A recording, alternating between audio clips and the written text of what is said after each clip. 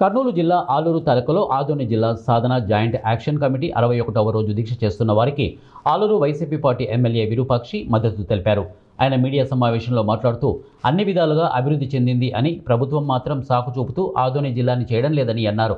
ఆదోని జిల్లా చేయాలని ప్రతి ఒక్కరూ కోరుకుంటున్నారని తెలిపారు. ఇక్కడ మనకి అసలు మన మీద ఇష్టం లేదు.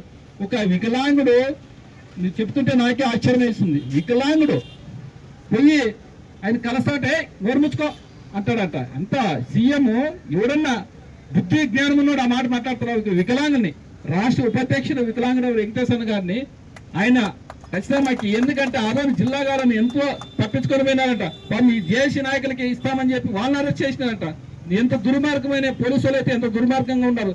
ఎందుకో పోలీసులు వన్ సైడ్ ఉన్నారు. వాళ్ళు ఆ సీఎం చంద్రబాబు నాయుడు గారు జీవితాంతము అసలు ఆయన చనిపోయేంత వరకు ఆయన సీఎంగా ఉంటారు అనుకున్నారు. ఎట్లా కానీ తెలియదు. కానీ మాకు పోలీస్ డిపార్ట్మెంట్ అయితే వన్ సైడ్ చేస్తుంది. ఎందుకో అసలు ఇంతకు ముందు ఏ నాయకుడు ఏ రాష్ట్ర ఎప్పుడూ ఏ సీఎం ఉన్నప్పుడు ఇంత అద్మానంగా లేదు.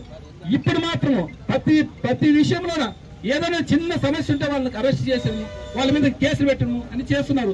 పోలీస్ డిపార్ట్మెంట్ ఒకటే చెప్తున్నాం, మీరు 30 సంవత్సరాలు రాజ్యాన్ని నడిపేవాళ్ళు లా అండ్ ఆర్డర్ మీ చేతిలో తీసుకోవాలి. లా అండ్ ఆర్డర్ తీసుకొని పోయి ఆ కూటమి నాయకులకి మొత్తం వాళ్ళ కాళ్ళ మీద పెట్టినారు. మీరు మీ మనసాక్షి తెలుసుకోండి. ఎందుకంటే చాలా అద్భుతంగా పరిపాలన చేస్తున్నారు.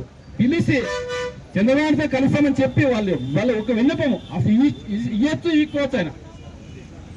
ఆయన మన జిల్లా ఇస్తారో ఇలా తెలియదు. వాళ్ళ వినతి పత్రం తీసుకునేకి ఏమంతా అంటే సీఎం అంటే ఏమి ప్రజల కోసం వచ్చేనారు కదా. అంటే ఆయన డబ్బాలు కొట్టుకునే వచ్చినారా?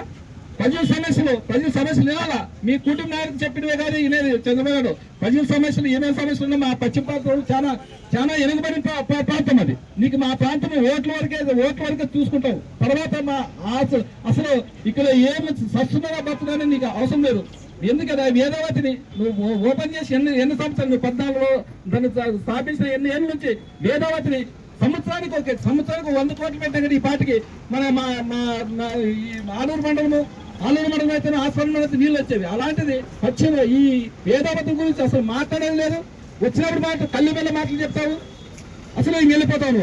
ఓటు వరకే నువ్వు చంద్రబాబు ఈ మన పశ్చిమ ప్రాంతాలు చూస్తాడు. తర్వాత అసలు మన పశ్చిమ ప్రాంతంలో చాలా విరక్తానికి ఎందుకో మనకు అర్థం కాదు. కానీ ఖచ్చితంగా దీని మీద పోరాటం చేస్తామని కలిసి వచ్చే పార్టీలు ఖచ్చితంగా చేస్తామండి. ఎందుకంటే ఈ కూటమి నాయకులు కూటమిలో ఫస్ట్ ఏమో బాగానే ముందుకు వచ్చిన తర్వాత మళ్ళీ చంద్రబాబు ఏం చెప్పాడేమో మళ్ళీ ఆయనకేదో వాళ్ళకి కుటుంబ నాయకులు తెలుసు, దాని గురించి పట్టించుకోవడం